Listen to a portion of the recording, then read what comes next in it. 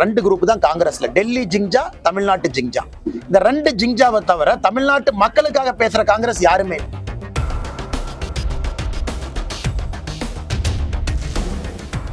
இன்னைக்கு ஜோதிமணி இவங்க ஒரு கருத்து போடுறாங்க, தமிழ்நாடு காங்கிரஸ் வேறு கருத்து, ராகுல் காந்தி அவர்கள் கருத்து வேறு கருத்து. பேசாம காங்கிரஸ் என்கின்ற கடையை சாத்திட்டு இன்னைக்கு நல்லவர்கள்லாம் தமிழ் மாநில காங்கிரஸ் இருக்கிறாங்க. புத்தாண்டு தினத்தன்று போராட்டம், பரிசு என்ன கைது. செவிலியர்கள் போராட்டம், மலையில போராட்டம், பரிசு என்ன கைது. தூய்மை பணியாளர்கள் போராட்டம், விடிய விடிய போராட்டம், பரிசு என்ன கைது. இது மட்டும்தான் தமிழகத்தில் நடந்துகிட்டு இருக்கு. முதலமைச்சரை பொறுத்தவரை அவர் ஒரு தனி உலகத்துல வாழ்ந்துகிட்டு இருக்காரு. காங்கிரஸ் எம்பி ஜோதிமணி இப்போதான் ஒரு ட்வீட் போட்டிருக்காங்க. காங்கிரஸ் அழிவின் பாதையில் செல்கிறது. தமிழக காங்கிரஸ் ராகுல் காந்திக்கு நேர் எதிரான கருத்துல பல ஆண்டு காலமா இருக்குன்னு சொல்லிட்டு அவங்களோட கருத்து. ஆனா இன்னைக்கு காங்கிரஸை பொறுத்த வரைக்கும் யார் அதிகமா டெல்லிக்கு ஜிங்ஜா போறதுன்னு ஒரு குரூப், தமிழ்நாட்டுல முதலமைச்சர் ஸ்டாலினுக்கு யார் ஜிங்ஜா போறதுன்னு ஒரு குரூப். ரெண்டு குரூப் தான் காங்கிரஸ்ல, டெல்லி ஜிங்ஜா, தமிழ்நாட்டு ஜிங்ஜா.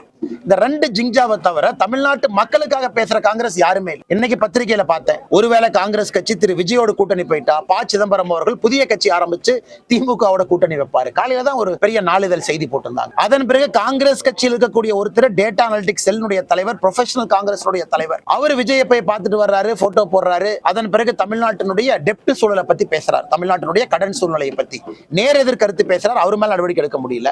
இன்னைக்கு ஜோதிமணி இவங்க ஒரு கருத்து போடுறாங்க, தமிழ்நாடு காங்கிரஸ் வேறு கருத்து, ராகுல் காந்தி அவர்கள் கருத்து வேறு கருத்து. பேசாம காங்கிரஸ் என்கின்ற கடையை சாத்திட்டு இன்னைக்கு நல்லவர்கள்லாம் தமிழ் மாநில காங்கிரஸ் இருக்கிறாங்க. உண்மையை சொல்லணும்னா அந்த காலத்துல காமராஜர் ஐயா காலத்துல கதர் சட்டை போட்ட காங்கிரஸ்காரங்க எத்தனையோ பேர் தமிழ் மாநில காங்கிரஸ்க்கு வந்துட்டாங்க. அண்ணன் ஜி. கே. வாசன் அவருடைய தலைமை ஏத்து மூப்பனார் ஐயா காலத்துல இருந்து எல்லாம் இந்த பக்கம் வந்தாச்சு. ஆனால் இன்னைக்கு இருக்கக்கூடிய காங்கிரஸ் என்பது நம்ம எல்லோருக்குமே தெரியும், அது இந்திரா காங்கிரஸ். அது ஒரு மாதிரி அந்த காலத்துல காமராஜர் ஐயாவை எதிர்த்து காமராஜர் ஐயாவை தோற்கடிக்க வேண்டும் என்று பாடுபட்ட காங்கிரஸ் தான் இன்னைக்கு இந்திரா காங்கிரஸ் மாதிரி இந்தியன் நேஷனல் காங்கிரஸா இருக்கு. அதனால் காங்கிரஸ் என்பது அழிந்து கொண்டிருக்கக்கூடிய கட்சி எல்லாத்துக்கும் தெரியும். அதனுடைய தலைவரே ஒரு சான்று. காங்கிரஸ் தமிழ்நாட்டினுடைய தலைவர் எப்படி இருக்காரு நீங்களே பாருங்க. அதனால காங்கிரஸை பொறுத்தவரை எனக்கு என்ன ஆகுனாங்கன்னா, இந்த பக்கம் சண்டை போட்டு தனியா நடு ரோட்ல நிப்பாங்க. 2026 அசம்பிளி தேர்தல் நடக்கும் பொழுது அவங்க நடு ரோட்ல நிக்க போறாங்க. அதற்கான எல்லா வேலையும் ஆரம்பிச்சுட்டாங்க. குதிரை பேரம் பேசுறாங்க, ஆட்சியில பங்கு கேட்கறாங்க, அதிக சீட்டு வேணுங்கிறாங்க.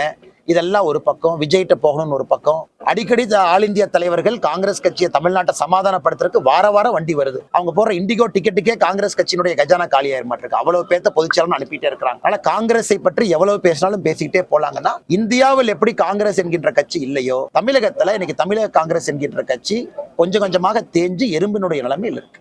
கேரளா ஸ்டேட் திருவனந்தபுரம்ல பிஜேபி மேயரா வந்திருக்கீங்க. இம்பாசிபிள் பாசிபிள் ஆயிருக்கு. நேற்று பாரத பிரதமர் நரேந்திர மோடி அவர்கள் ஒரு கடிதம் எழுதியிருந்தார். அது ரொம்ப முக்கியம்.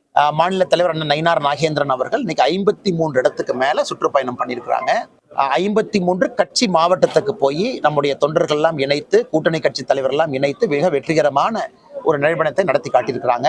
கடந்த ஒரு வார காலமாக இந்த நடைபயணத்தில் அவரோடு நான் பங்கேற்றேன். ஊட்டியாக இருக்கட்டும், கோயம்புத்தூரா இருக்கட்டும், அந்த பகுதியெல்லாம். இன்னைக்கு 4ஆம் தேதி இந்த நடைபயணத்தினுடைய நிறைவு விழாக்கு பாரதத்தினுடைய உள்துறை அமைச்சர் திரு அமித்ஷா அவர்கள் புதுக்கோட்டைக்கு வர்றாங்க. புதுக்கோட்டையில இந்த நிறைவு விழா நடத்தப்பட வேண்டும் என்பது மாநில தலைவர் நம்ம தொண்டர்களுடைய விருப்பம். அங்க இன்னைக்கு மிக பிரம்மாண்டமாக கிட்டத்தட்ட மிகப்பெரிய அளவில் நம்முடைய தொண்டர்கள் அங்கே சங்கமிக்க இருக்கின்றார்கள். எல்லாருக்கும் மகிழ்ச்சியான, வரவேற்க வேண்டிய ஒரு விஷயம். தமிழகத்தினுடைய அரசியல் திருப்புமுனையாக கூட புதுக்கோட்டையில 4ஆம் தேதி சாயங்காலம் நடக்கக்கூடிய கூட்டம் இருக்கும்.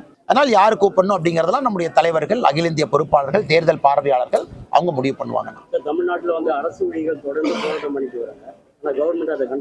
பாத்தீங்கன்னா இடைநிலை ஆசிரியர்கள் 7வது நாளா போராட்டம், புத்தாண்டு தினத்தன்று போராட்டம், பரிசு என்ன கைது. செவிலியர்கள் போராட்டம், மலையில போராட்டம், பரிசு என்ன கைது. தூய்மை பணியாளர்கள் போராட்டம், விடிய விடிய போராட்டம், பரிசு என்ன கைது. இது மட்டும்தான் தமிழகத்தில் நடந்துகிட்டு இருக்கு. முதலமைச்சரை பொறுத்தவரை அவர் ஒரு தனி உலகத்துல வாழ்ந்துகிட்டு இருக்காரு. அவருக்கு கீழே நடக்கிற உலகத்துக்கு அவருக்கு சம்பந்தமே இல்லை. ஆனா முதலமைச்சரை பொறுத்தவரை அவர் ஒரு இந்த ரோம் எரிந்த பொழுது நீரோ ஃபிடில் வாசித்தாராம். அந்த மாதிரி இருக்கு இன்னைக்கு தமிழகத்தினுடைய ஆட்சி. மக்கள் எல்லாம் பசியிலே வெந்து போய் கிடைக்கின்றார்கள், கோபத்தில் இருக்கிறாங்க, சட்டம் ஒழுங்கு சீர்குலைந்திருக்கு. ஆனா முதலமைச்சர் அவர்கள் அவர் ரம்மியமா அவர் பாடிக்கிட்டு இருக்கார். மத்திய அரசு காரணம், இவங்க காரணம், அவங்க காரணம். இதுக்கெல்லாம் இன்னும் ஒரு 90 நாட்கள் நாம் பொறுக்க வேண்டும். 2026 ஏப்ரல்ல மக்களே தெளிவான ஒரு முடிவு கொடுப்பாங்க. திராவிட முன்னேற்ற கழகம் தலைமையிலான எந்த ஆட்சியும் வேண்டாம் என்கின்ற முடிவை மக்கள் எடுத்துட்டாங்க. இவிஎம்ல அவங்க பட்டன் அமுத்தின பிறகு அந்த முடிவுக்காக மட்டும்தான் நம்ம எல்லாம் காத்திருக்கிறோம்.